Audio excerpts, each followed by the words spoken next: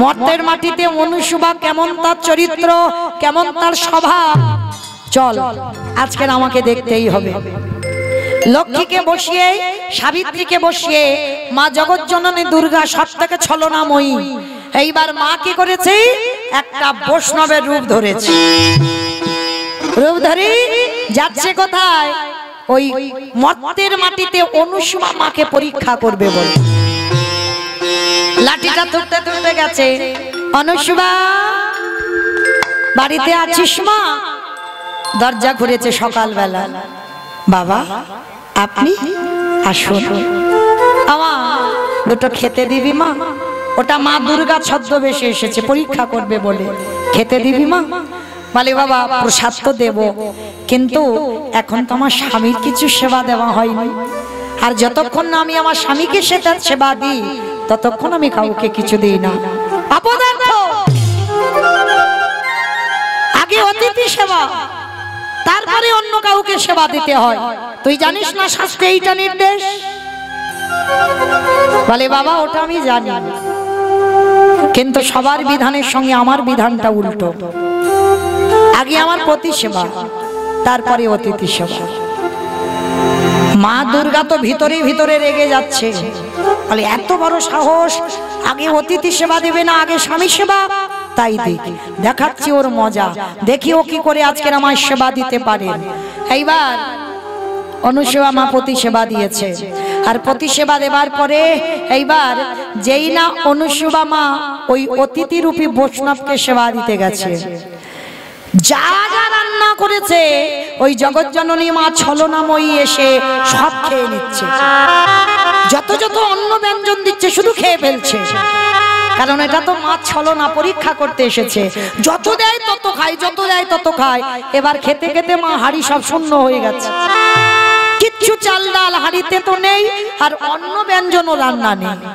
ছুটে গেছে অনুসুবা মা স্বামীর কাছে। স্বামী জানি না কে এসেছে, কোন দানব না দৈত্য, কিছু বুঝতে পারছি না।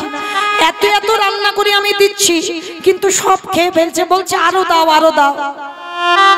পত্রীমণি বলছে অনুসুবা আমি তোমাকে বারবার বলেছিলাম তুমি আজকের অতিথি সেবাটা দিয়ে দাও, তারপরে আমার সেবা দাও, তুমি শুনলে না।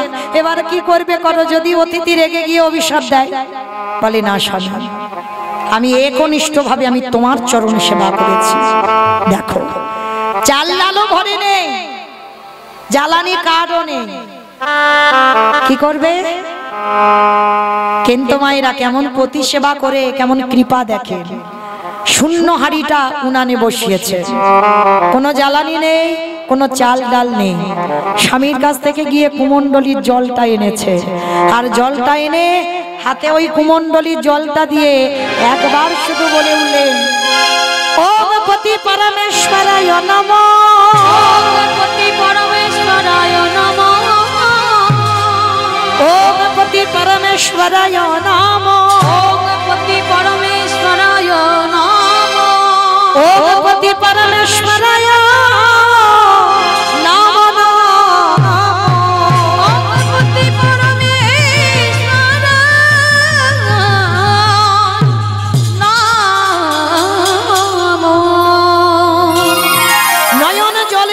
পতির চরণে মন প্রাণ রেখে যেই না ওম পতি পরমেশ্বরায় নমঃ বলে কুমণ্ডলীর জলটা হাড়িতে ছিটিয়ে দিল, সঙ্গে সঙ্গে একটা মর্তে সাধারণ নারী ওই ওম পতি পরমেশ্বরায় নমঃ বলতে হাড়ি পরিপূর্ণ অন্ন ব্যঞ্জন।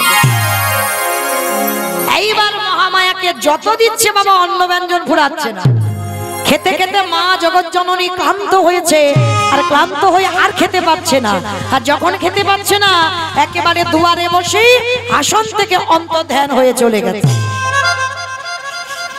অনুসুবা মা চমকে উঠেছে, আমি ঠিকই ধরেছি, ও অন্য কেউ নয়, কোনো সাধারণ লোক নয়, নিশ্চয়ই কোনো দৈত্য দানব বা দেবতা এসেছিল।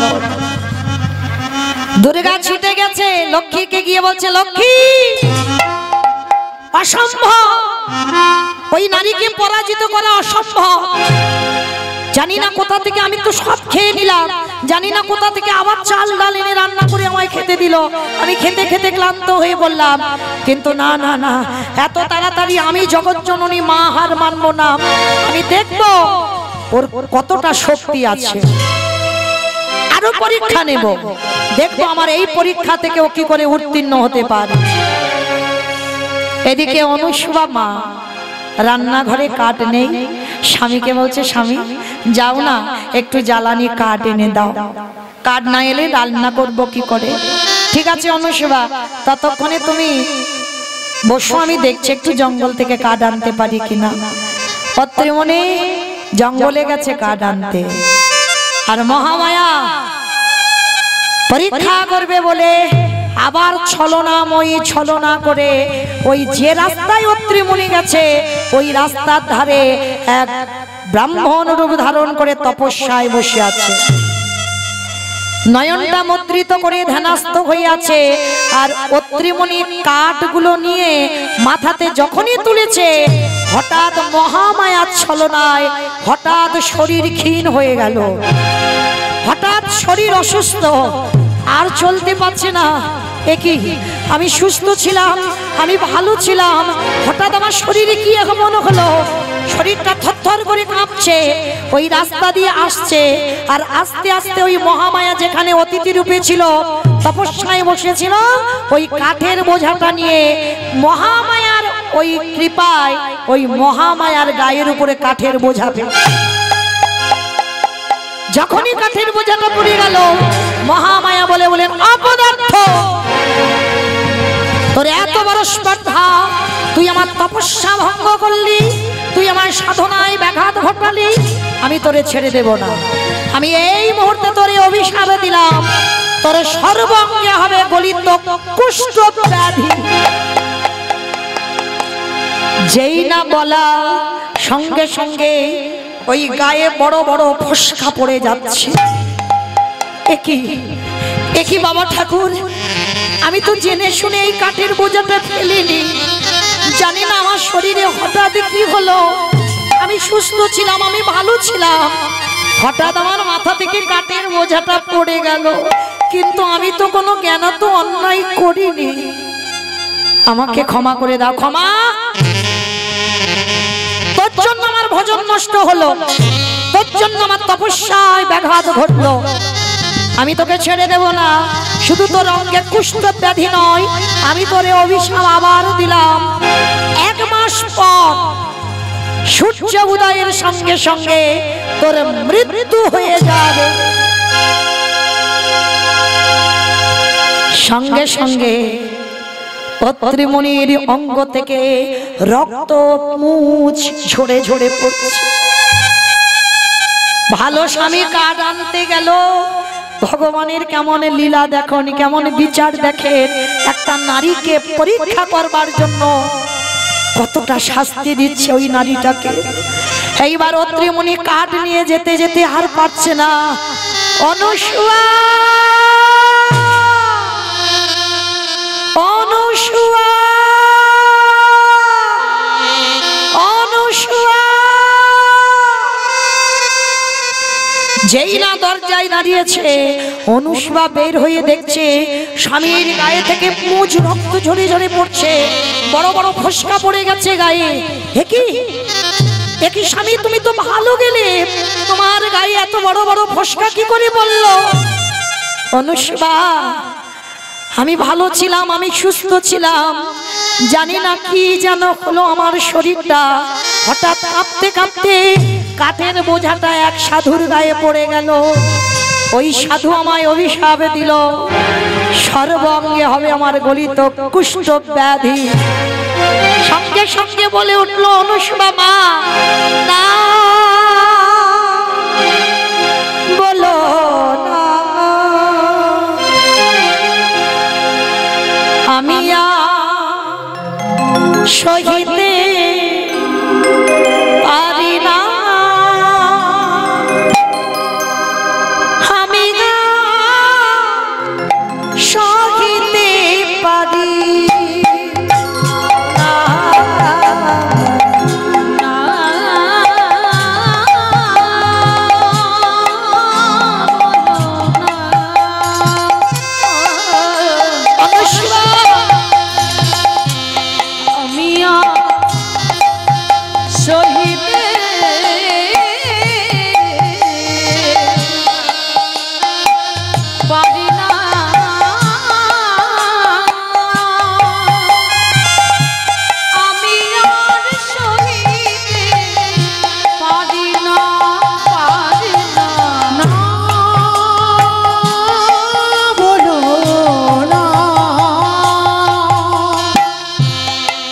চিরবাঞ্ছিত ধনে যে তুমি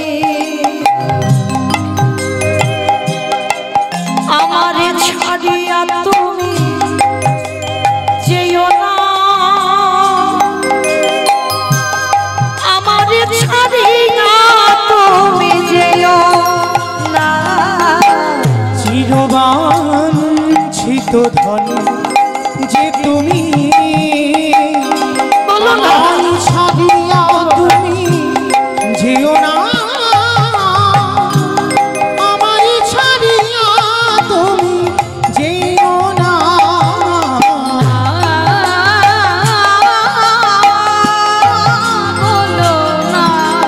বলো না চুপ করো।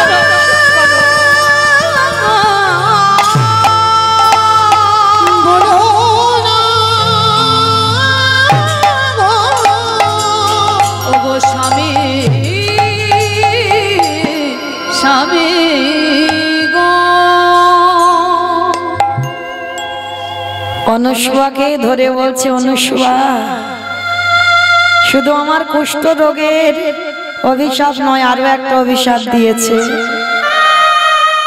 আমার আয়ু মাত্র 1 মাস, 1 মাস পরে সূর্য উঠলে তৎক্ষণাৎ আমার মৃত্যু হবে। অনুসুয়া তুমি চলে যাও, চলে যাও, তুমি চলে যাও, তোমার বাপের বাড়ি তুমি চলে যাও। না স্বামী, অগ্নি সাক্ষী করে আমার বাবা তোমার হাতে তুলে দিয়েছে। সুখের সময় যেমন তোমার সঙ্গে ছিল, আমি দুঃখের সময়ও তোমার সঙ্গে থাকতে চাই। অনুসুয়া তুই কেন বুঝতে পারছো না? আমি তো বেশি দিন আর বাঁচবো না, আমার তো মরে যেতে হবে, তখন তোমার কি গতি হবে?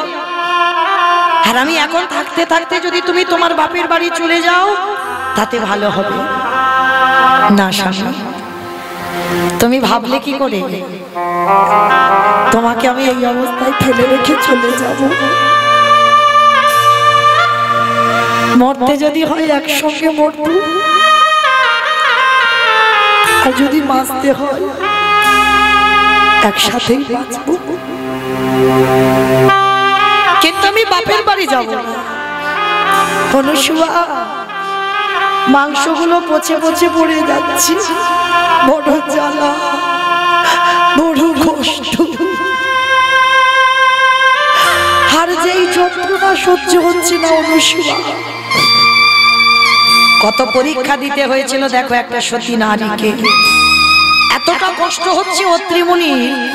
অনুসুয়া মা বলছে, জানো স্বামী তুমি কেঁদো না। আমার বাবা ছোটবেলায় বলেছিল, কোন মানুষ যদি মহাপাপ করে সর্বতীর্থে নাকি তাকে স্নান করালে সে নাকি ভালো হয়ে যায়। আমি নিয়ে যাব তোমার, আমি নিয়ে যাব সর্বতীর্থে স্নান করাতে। অনুসুয়া পারবে না, পারবে না অনুসুয়া, কারণ আমি হাঁটতে পারি না, চলতে পারি না, আমার এই গলা মাংসগুলো পচে পচে পড়ে যাচ্ছে। চলে যাও, যদি আমার ছোঁয়া লেগে যদি তুমি অসুস্থ হয়ে যাও, চলে যাও, তুমি আমার কাছে থেকে কষ্ট পেও না। না স্বামী, আমি তোমাকে নিয়ে যাব তীর্থে। কি করেছে জানো? গাছের ডাল কেটে গাড়ি তৈরি করেছে, আর গাড়ি তৈরি করে গাছের শিকড় কেটে কেটে ওই দড়ি তৈরি করেছে। দড়ি তৈরি করে জঙ্গলে বাঁচত, দড়ি করে স্বামীকে ওই কাঠের গাড়ির উপরে বসিয়েছে। একটা নারী জাতি স্বামীর জন্য যদি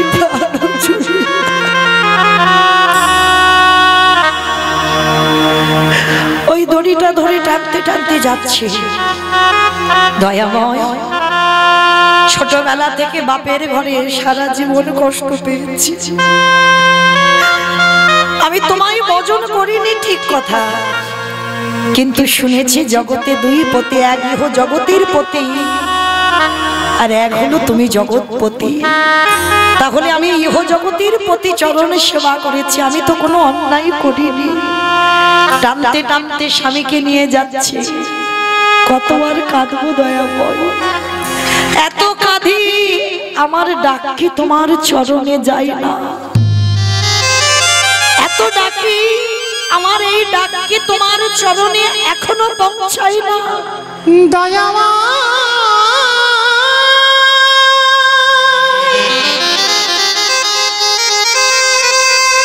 দেখা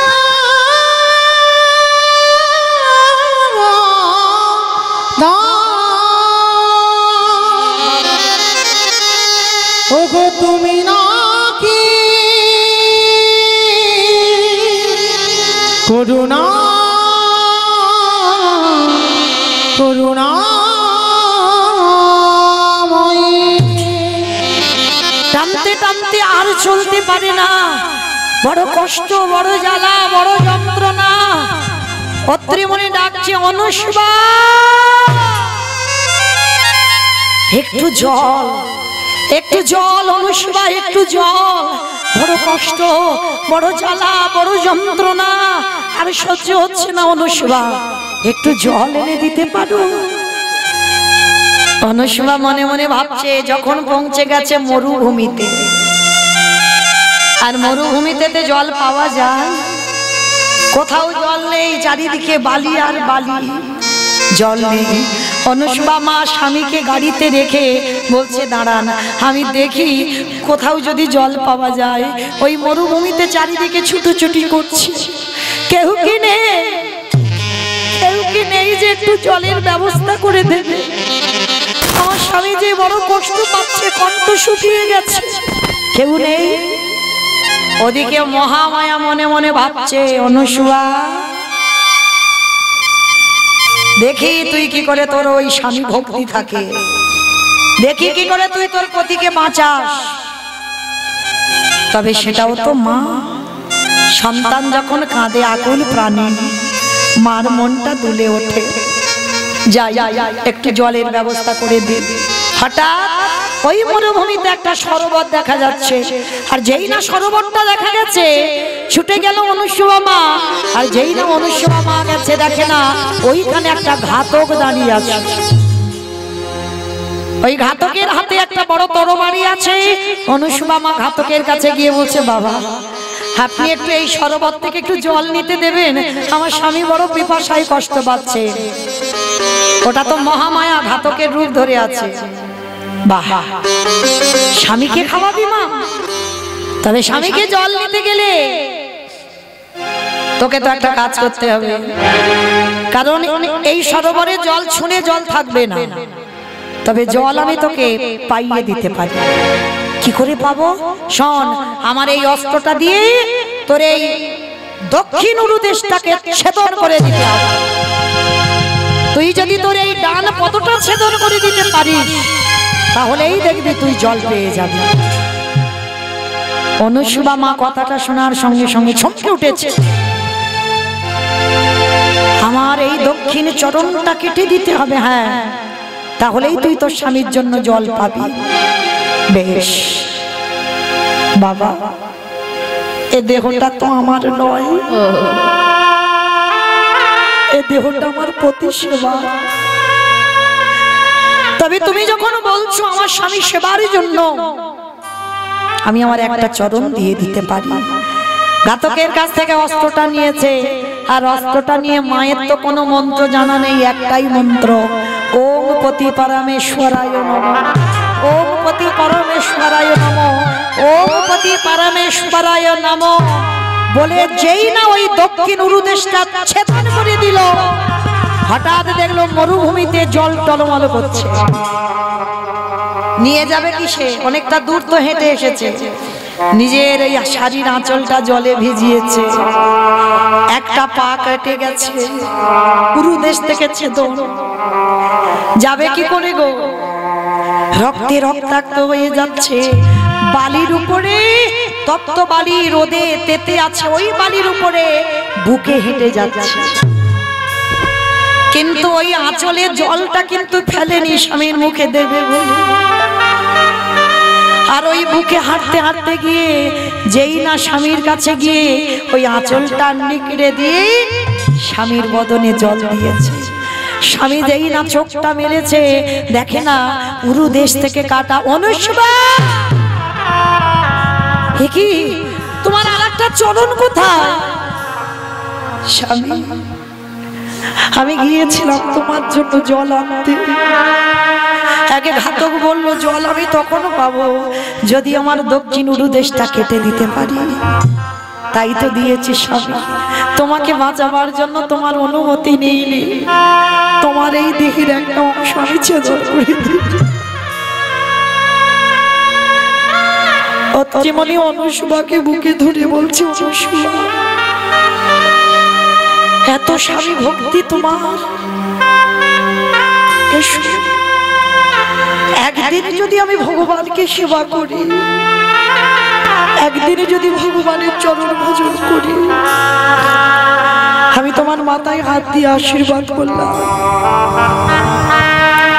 তোমার যেমন উরু ছিল আবার যেন তেমন হয়ে যায়। বলার সঙ্গে সঙ্গে যেই না কুমণ্ডলীর জলটা ছিটিয়ে দেওয়া, সঙ্গে সঙ্গে মা যেমন চরণ ছিল তেমন চরণ।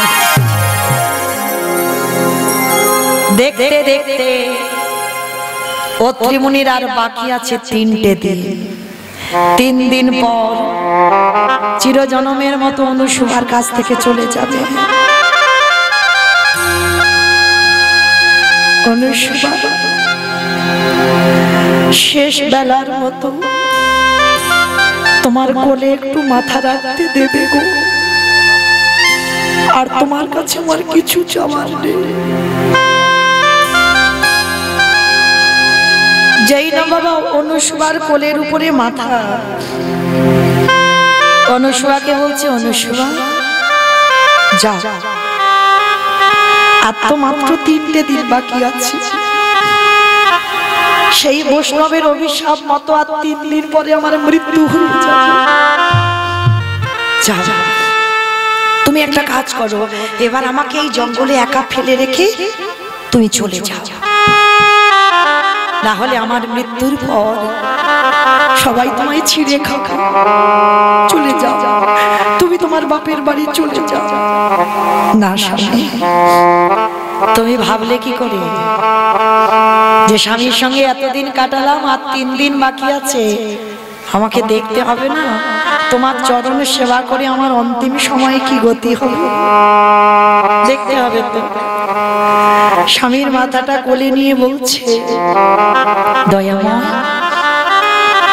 একদিন যদি আমি নিষ্ঠা ভাবে আমার প্রতি সেবা করে থাকি, সূর্যদেব উদয় হলে তবেই তোমার স্বামীর মৃত্যু হবে। তা স্বামীর মাথাটা কোলে করে নিয়ে ওই অনুসুভা মা বলে উঠলে, সূর্য দেবতা একদিন পরে ওঠো, সূর্য দেবতা একদিন পরে বলে উঠল, আর যেই না বলে দিল অবরোধ হয়ে গেল। মর্তধামের একটা নারীর কত ক্ষমতা দেখো স্বামী সেবা করে। যেই না সূর্যদেবকে বলে বলেন, হে সূর্যদেব, প্রকৃত যদি আমি সতী নারী হই তাহলে আমার বাক্য তোমাকে শ্রবণ করতে হবে। আজকের পর থেকে তুমি উদয় আর হবে না, হবে না, হবে না। অমাইরা সূর্যদেব যদি না ওঠে জীব জগৎ সব মরে যাবে, কেউ বাঁচবে না। 1 সপ্তাহ হয়ে গেছে সূর্য আর উঠছে না। একই সমস্ত দেবতারা চঞ্চল হয়ে গেল, সমস্ত দেবতারা চিন্তায় পড়ে গেল, নারায়ণের কাছে গেছে, প্রভু প্রভু জানি না কোথায় কি গন্ডগোল হলো, সূর্য উঠছে না কেন। ভগবান ধ্যানযোগে দেখতে পেল সূর্যের রাস্তা অবরোধ হয়েছে, সে রাস্তা ভাঙবার অধিকার সূর্যদেবের নেই। এমন রাস্তা আটকে দিয়েছে মর্তধামের এক নারী জাতি। নারী শক্তিটা মা খুব সাংঘাতিক শক্তি। ওই যে প্রথমে বললাম, মনে যদি করে পৃথিবীটাকে ধ্বংস করে দিতে পারে। রাস্তা অবরোধ করে দিয়েছে, সূর্য আর উঠতে পারছে না। সবাই ভগবানের কাছে গেছে, প্রভু তুমি এর একটা বিচার করো, কিছু একটা ব্যবস্থা করো, কি করব বলো। সূর্য যদি না ওঠে সব তো মরে যাবে, গাছপালা বাঁচবে না, অক্সিজেন পাবো না, আর অক্সিজেন না পেলে সব মরে যাবে, কি করব বলো। ভগবান বলছে দাঁড়াও, আমি দেখছি কি হয়েছে।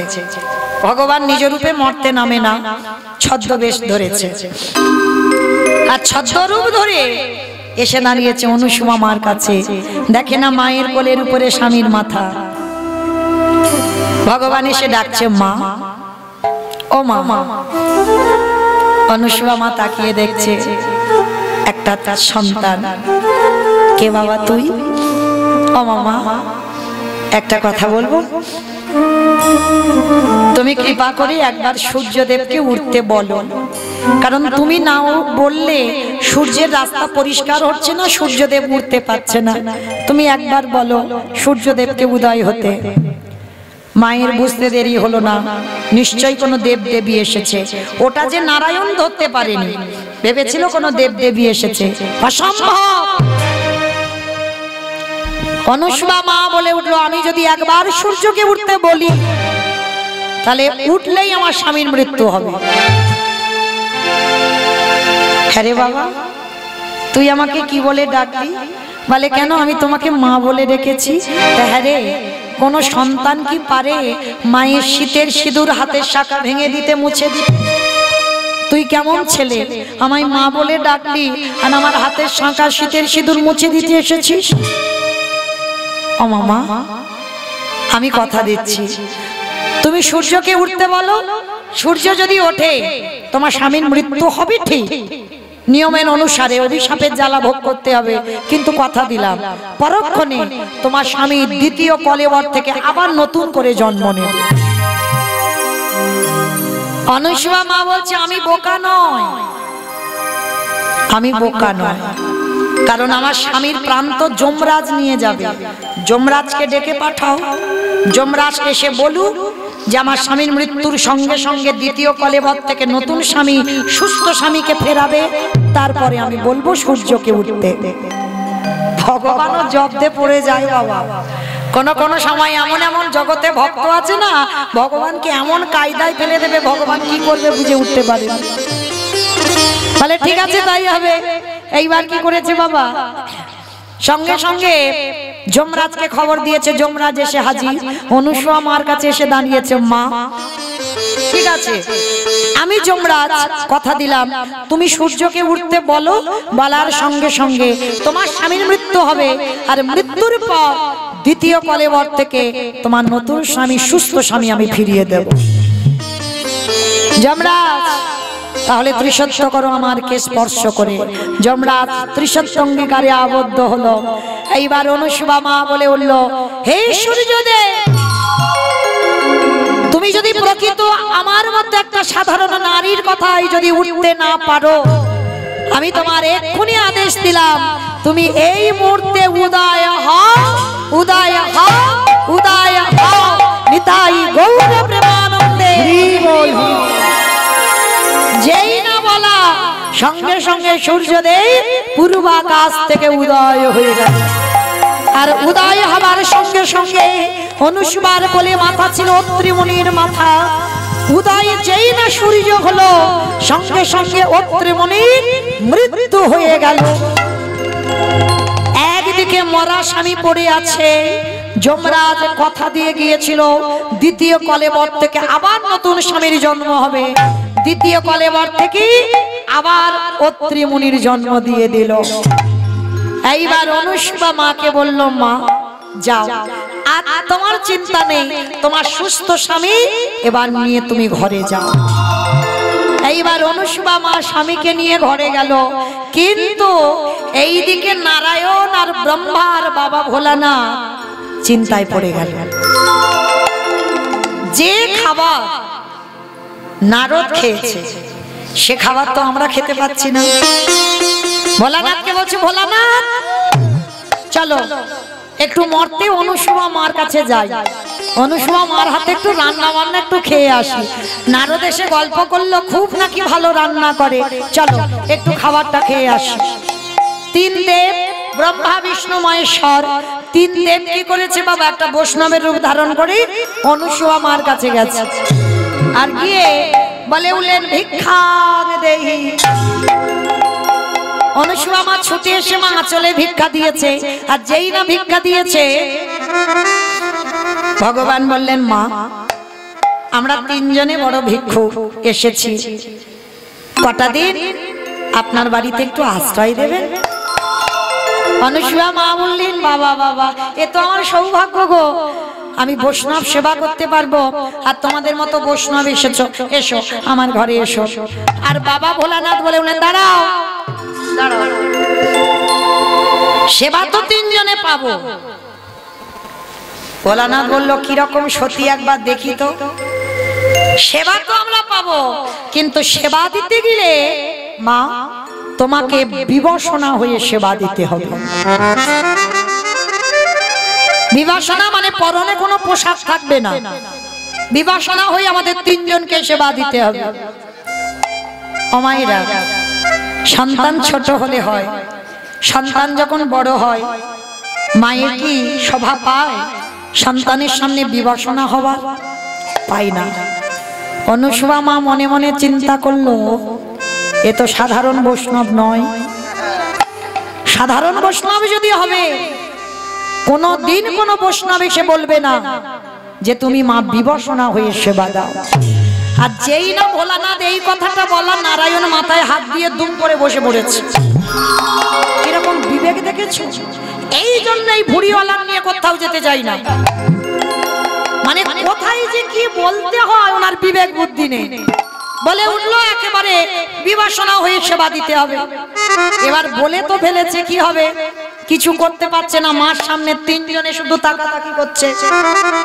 এইবার অনুসুয়া মা বলছে বেশ বাবা তোমাদের যখন ইচ্ছা, মায়ের কাছে সন্তান সারা জীবন ছোট থাকে, সন্তান যত বড় হোক, তো ইচ্ছা যখন তোমাদের আমি বিবশনা হয়ে তোমাদের সেবা দেব।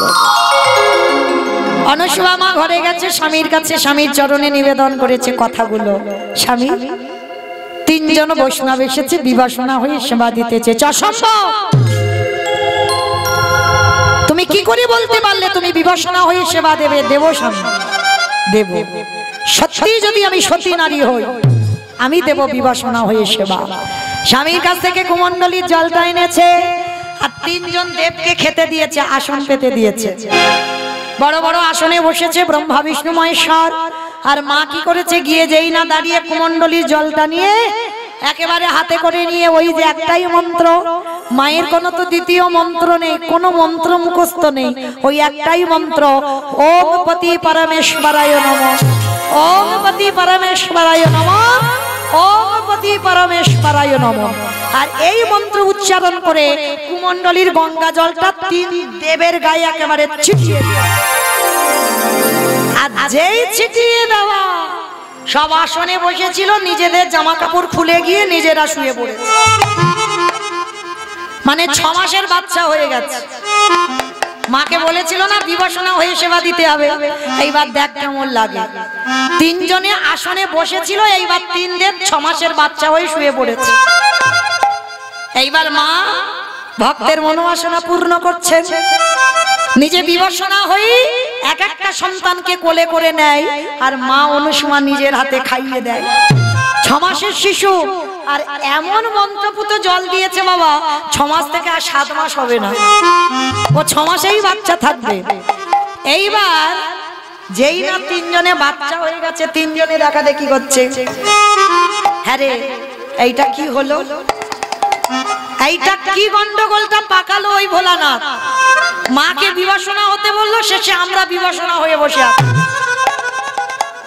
এইবার মায়েরা নারী জাতিদের 2টো সন্তান হয়, যমজ সন্তান। এ অনুসুয়া মায়ের যেন 3টে সন্তান। মা সারাদিন পতি সেবা করে আর 3টে ছেলেকে নিয়ে সেবা করে। তিনটে ছেলেকে ভালো করে সর্ষের তেল মাখিয়ে রোদে দেয়, কখন দুগ্ধ খাওয়ায়, কখন তিনজনকে কোলে করে নিয়ে ঘুম পাড়ায়। তিনটে দোলনা টাঙিয়েছে, তিনটে দোলনা টাঙিয়ে সন্তানগুলোকে ওই দোলনাতে দিয়েছে। আর দোলনাতে দিয়ে মার খুব মনে আশা, অনেক দিনে তো সন্তানই ছিল না, তিনটে সন্তান পেয়েছে একসঙ্গে। এবার মা কি করছে জানো, তিনটে সন্তানকে নিয়ে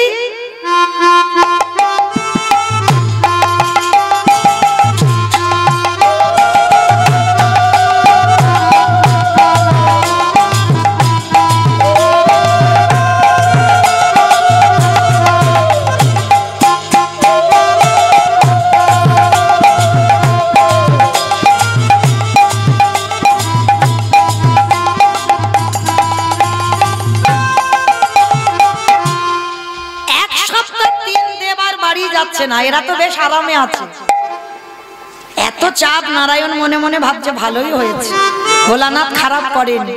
মানে এত ভক্তের চাপ, খেতে দেয় না, ঘুমাতে দেয় না, বসতে দেয় না, সব সময় ডাকাডাকি করে। এই যে অনেক দিন ভক্তের বাড়িতে একটু আরামে সেবা করছে, ভালো। তো তিনজনে আরামে আছে, এক সপ্তাহ বাড়িতে যাচ্ছে না তিনজন। ওমা, হঠাৎ যদি তোমাদের স্বামীরা বাড়ি থেকে গায়েব হয়ে যায়, হঠাৎ এক সপ্তাহ বাড়ি ফিরছে না, কি গো চিন্তা হবে না? তিন দেবী এক জায়গা হয়েছে। হ্যাঁ রে দিদি, কোথায় গেল বলতো? আরে দিদি কোথায় গেল? তোর স্বামীর খবর রেখেছিস? রাখিস নি? কিরকম তো সতী নারী, তো স্বামীর খবর টবর নেই। 15 দিন এসছে, মানে 15 দিন কীর্তনে চলে এসেছে, স্বামীর খবর নেই। হরি বল। তো আজকে তিন দেবী এক জায়গা হয়ে আলোচনা করছে, বলে হ্যাঁ রে, তাহলে কে জানবে, কে খবর দেবে, স্বামী কোথায়? খুঁজে পাচ্ছে না কিছুতেই। এইবার নারদ মুনিকে ডেকেছে। নারদ বাবা, সর্বঘাটে কাঁঠালি কলা, সব জায়গায় হাজির। এই বাবা নারদ, মা ও মা ডাকছো? হ্যাঁ রে নারদ, তোর প্রভু কোথায়? বলে সে কি জানো না, সে তো মর্তে চাকরি করছে। মর্তে চাকরি পেয়েছে? বলে হ্যাঁ। দেখো গিয়ে, যার জন্য তুমি এত রেগে যেতে, সেই বাড়িতে আরামে এক সপ্তাহ বসে বসে খাচ্ছে, গিয়ে দেখে এসো। বলি সে কি? তাহলে তো দেখতে হবে। এইবার যেই না আমার তিন দেবী মনে মনে ভাবছে এই রূপে যাব না, মর্তে যখন যেতে হবে আমাকে সাধারণ নারী রূপ ধরতে হবে। তিন দেবী সাধারণ, আপনাদের আমাদের মতো একটা নারী হয়েছে। নারী হয়ে তিন দেবী এক সপ্তাহ পরে অনুসুয়া মার বাড়ি গেছে। মা ও মা, কটা দিন আপনার বাড়িতে একটু আশ্রয় দেবেন? অনুসুয়া মা চমকে উঠলো, বাবা বাবা বাবা, এক সপ্তাহ আগে তিনজন এসেছিল, এক সপ্তাহ পরে এরা তিনজন, তাহলে এরা তো অন্য কেউ নয়। কিন্তু মা বুঝতে দিচ্ছে না, মা ভিতরে ভিতরে বুঝতে পারছে।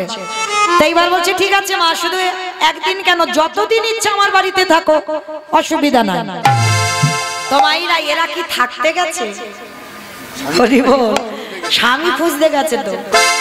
আর যেই না বাড়িতে গিয়েছে অনুসুয়া মার কাছে, আর অনুসুয়া মার কাছে গিয়ে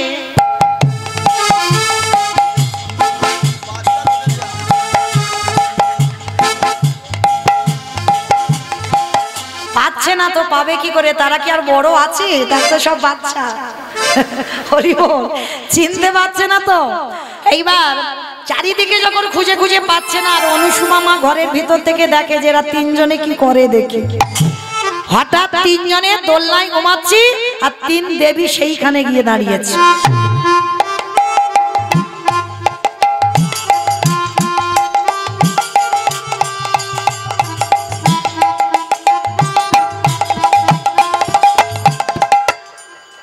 আমায়রা দেখবেন 6 মাসের বাচ্চাদের বোঝা যায়, বোঝা যায় সব একরকম দেখতে লাগে না?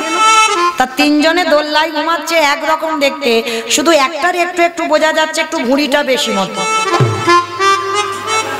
একেবারে হুবাহু একই রকম তিনজনে ঘুমাচ্ছে।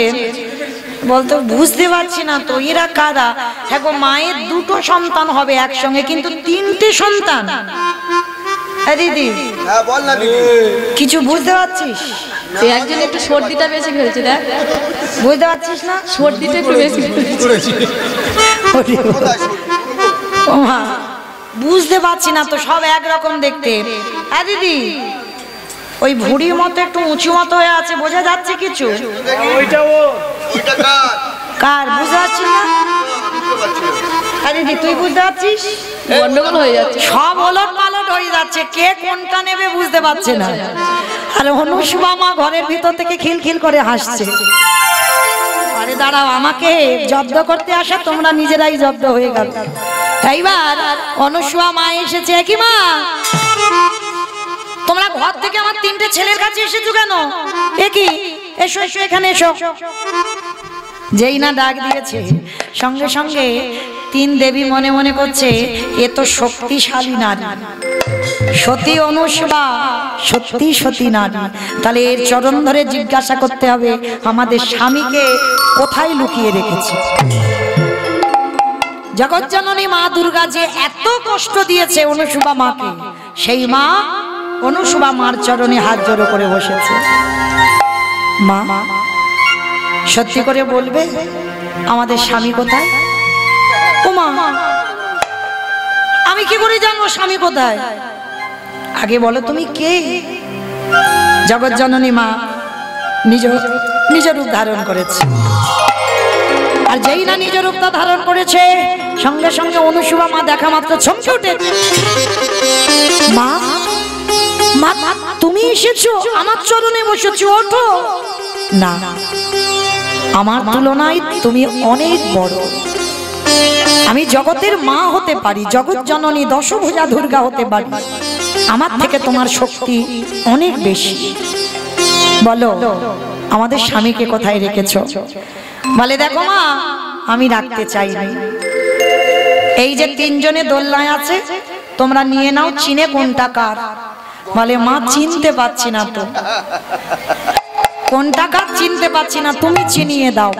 তাহলে মর্তের একজন নারীর কত শক্তি, জগজ্জননী মা হয়ে স্বামী চিনতে পারছে না, এমন তার বাচ্চা করে দিয়েছে, এমন তার জল দিয়ে ব্যবস্থা করে দিয়েছে।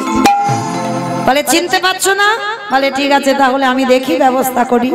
এইবার সেই কুমণ্ডলীর জলটা নিয়ে পতি চরণ স্মরণ করে ওম পতি পরমেশ্বরায় নমঃ বলে যেই না জলটা ছিটিয়ে দিল, সঙ্গে সঙ্গে তিন দেব দাঁড়িয়ে গেছে। আর যেই না তিন দেব দাঁড়িয়ে গেছে, তিন দেবী এসে হাজির। তিন দেবী চরণ ধরে বলছে অনুষ্মাকে, মা ঘোর ভুল করেছি, ঘোর অন্যায় করেছি। সত্যি নারদ গিয়ে বলেছিল মর্তে একজন সতীর জন্ম হয়েছে, আজকের আমরা তিনজনে স্বীকার করলাম তোমার মতো মহাসতী এ জগতে বড় দুর্লভ, দেখা যায় না। তোমার মতো এমন নারী, এমন পতি সেবা, এমন একনিষ্ঠ নারী জগতে বড় দুর্লভ। বৈকুণ্ঠপতি নারায়ণ বলছে, অনুষ্মা মা, এক সপ্তাহ তুমি আমার সেবা করেছো, বলো তুমি কি চাও? হে দয়াময়, তোমার চরণে আমার একটাই নিবেদন,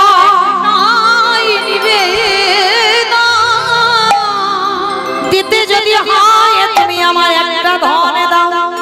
কি দাও? অন্য কিছু চাই না, তোমরা তিনজনে আমার পুত্র রূপে এসো। তিনজনকে আমি পুত্র রূপে পেতে চাই।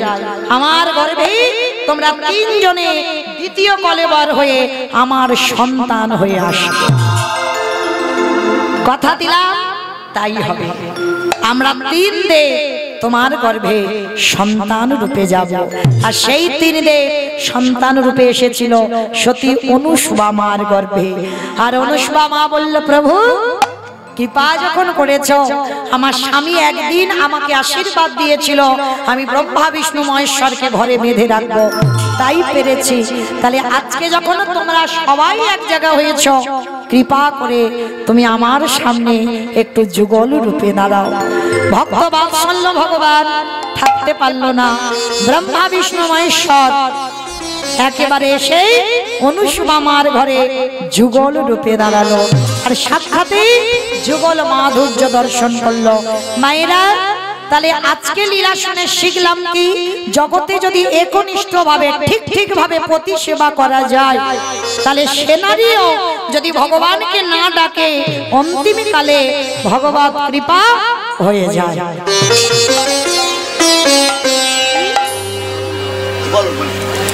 এইবার যেই না বাবা ব্রহ্মা বিষ্ণু মহেশ্বরে দাঁড়ালো, সঙ্গে সঙ্গে অনুসুয়া মা সাক্ষাতে যুগল দর্শন করলো। স্বামীর বামে স্বামীর বামে স্বামীর বামে দাদা এলো নবীন কিশোরী গো।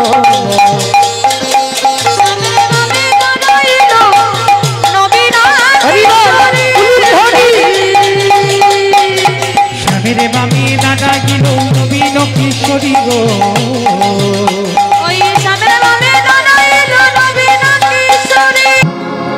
আজকের আমাদের আস্বাদন হবে অনুসুয়া। কেন মাইরা এই লীলাটা করাও প্রয়োজন ছিল, মানে আমার ইচ্ছা না হলেও, কারণ আমার উপরে দায়িত্ব দিয়েছে। কেন? যেহেতু হরিনাম যজ্ঞ অনুষ্ঠানটা আমার নারীরা আগিয়ে এসেছে, তাই না? কারণ মহিলা সমিতিটা বেশি আছে, নারীর ভাগটা বেশি, আর তাদের উদ্যোগে যখন কীর্তন, তাদের নিয়েই আমাদের লীলাটা হওয়া উচিত। তো চলে নারী কেমন হওয়া উচিত, নারীর চরিত্র কেমন হওয়া উচিত, আজকে এই লীলাটা আস্বাদন করলে আপনারা সবাই বুঝতে পারবেন। কেমন? তবে একটু মন প্রাণ দিয়ে শ্রবণ করতে হবে। চলে আজকের আমরা যাব এই মর্তের মাটিতে মহাসতীর আগমন কোথায় ঘটেছে। চলো। একদিন দেবর্ষি নারদ মনে মনে চিন্তা করছে, অনেকদিন প্রভুর কাছে যাওয়া হয়নি, আজকের একটু প্রভুর কাছ থেকে ঘুরে আসা। তো দেবর্ষি নারদের সর্বদাই তো একটা অভ্যাস, মা বিনাতে সর্বদাই হরিনাম করা, ও হরিনাম ছাড়া যায় না। সর্বদা বিনাতে হরিনাম করে মুখে কৃষ্ণ নাম গাইতে গাইতে একেবারে বৈকুণ্ঠপতি নারায়ণের কাছে গেছে। প্রভু প্রভু ও ভগবান, কি ব্যাপার নারদ, হঠাৎ তুমি আমার একেবারে বৈকুণ্ঠে চলে এসেছো? না প্রভু, কিন্তু আমি যে তোমাকে কিছু বলবো, কিন্তু প্রভু তোমার বদনটা একটু মলিন কেন? নারদ মনে জিজ্ঞাসা করছে, প্রভু তোমার বদনটা মলিন হয়ে আছে কেন? বলো না প্রভু, তোমার কি শরীরটা খারাপ, না কোনো দুর্ঘটনা ঘটেছে যার জন্য তোমার মনটা ভালো নয়? ভগবান আমার মৃদু হেসে বলছে, জানো নারদ, জগতে আমার অনেক ভক্ত আছে, অনেক ধরনের আমি ভক্ত দেখেছি, কিন্তু আমার আজকের একটা ইচ্ছা জেগেছে। কি ইচ্ছা জেগেছে ঠাকুর? নারদ, ভক্ত তো আমার অনেক আছে, কিন্তু আমার মনের ইচ্ছা, আমার মনে হয় আমার একটু মহাসতী দেখার ইচ্ছা হয়েছে। ঠাকুর সতী? হায় হায় হায় হায়, আবার শুধু সতী নয়, আমার বলছো তুমি মহাসতী? ও ঠাকুর, তুমি মহাসতী পাবে কোথায়? আজকালকার দিনে সতী নারী আছে বলে তোমার মনে হয়? বলে আছে নারদ, আছে। বলে ঠাকুর আছে? বলে হ্যাঁ আছে। তুমি জানো না, তুমি তার খবরও রাখো না, কিন্তু আজকে আমার মনটা খুব খারাপ। কেন জানো নারদ? আমাকে একবার একটু সতীর সন্ধান এনে দিতে পারো? ঠাকুর, সতীর সন্ধান? তা সতী নারী কোথায় পাবো? বলে নারদ, সতী নারী খুঁজতে গেলে তোমাকে মর্তের মাটিতে যেতে হবে। আমাইরা মর্ত কোনটা? উপরেরটা, উপরে উপরটা মর্ত।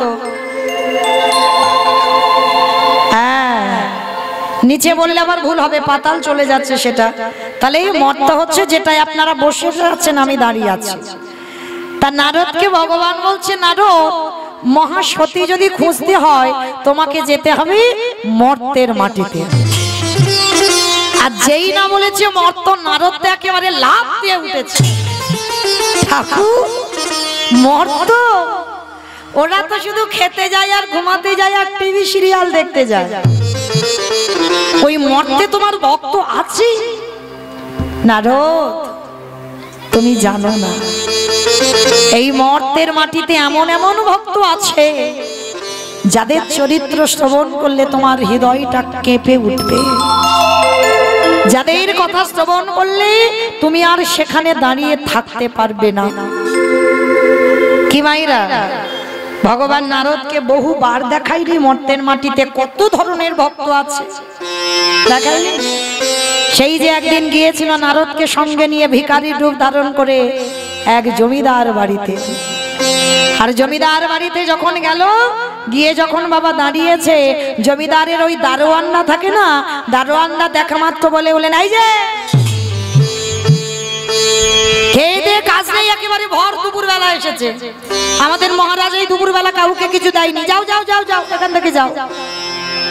তার নারদ আর ভগবান অতিথি রূপে গেছে, তো বলছে দেখো দাদা বড্ড খিদে পেয়েছে দুজনের, দাও না গো, তোমাদের মহারাজকে গিয়ে বলো না দুপুরবেলা দুইজন অতিথি এসেছে যেন একটু খেতে দেয়।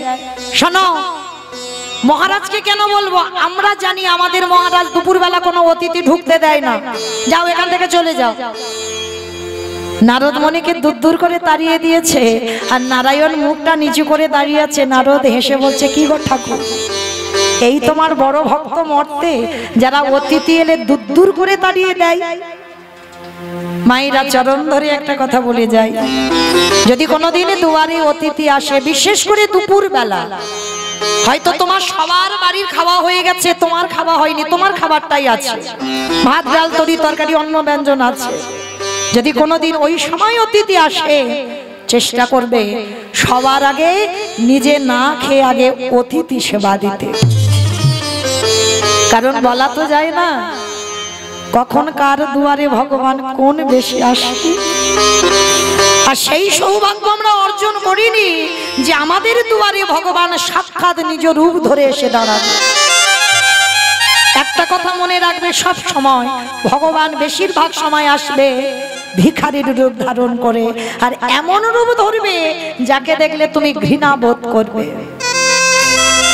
তাই চরণ ধরে বলি, মা অতিথি যদি দুয়ারে আসে, সবার আগে একটু বসবার জায়গা দিও,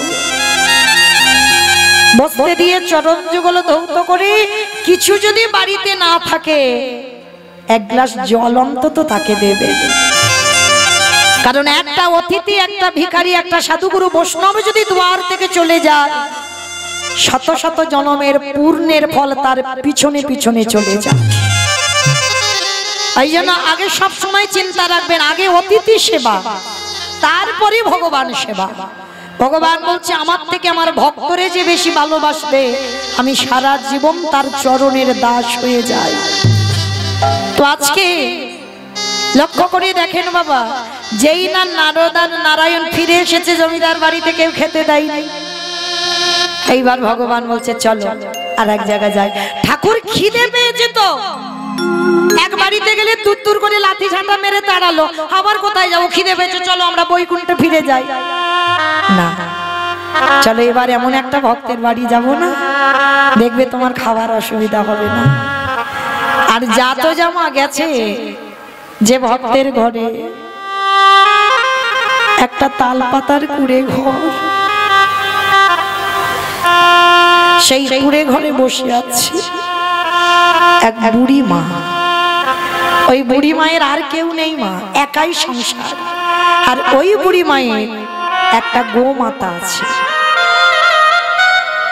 আর ওই বুড়ি মার দিন চলে কি করে জানো, ওই গোমাতার দুগ্ধ দহন করে একটু গ্রামে বিক্রি করে কোন রকমের সংসার চালায়, একা সংসার। তো তা নারদের হাত ধরে নিয়ে গেছে, নারদ চলো।